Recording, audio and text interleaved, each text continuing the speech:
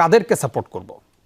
দেখুন এই জাতীয় ইস্যুগুলোতে আসলে খুব কনক্রিটলি সব ক্ষেত্রে যোগ বিয়োগ করে আমরা কোন একটা পক্ষ পরিষ্কারভাবে নেওয়া সবসময় সম্ভব নয়। তবে এখানে একদিকে আমরা দেখতে পাচ্ছি অভিশপ্ত যুগ, যুগ ধরে মুসলমানদের সবচাইতে চিহ্নিত শত্রু কোরআনে যাদেরকে উল্লেখ করেছে তারা রয়েছে।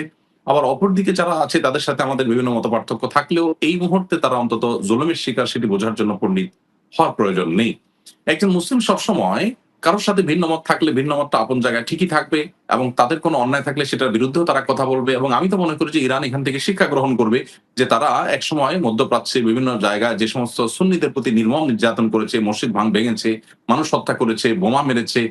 তো সেই সুন্নিরা এখন সারা বিশ্ব জুড়েই ইরানের প্রতি সহমর্মিতা কিন্তু তারা এখন দেখাচ্ছে। অতএব নিজের আহলে কেবলা একই কেবলার অনুসারী মুসলিম ভাইকে আপনার এভাবে নির্মমতা করাটা নিজের জন্যই আত্মঘাতী সেটা তাদের বোঝার আমার মনে হয় যথেষ্ট সুযোগ তৈরি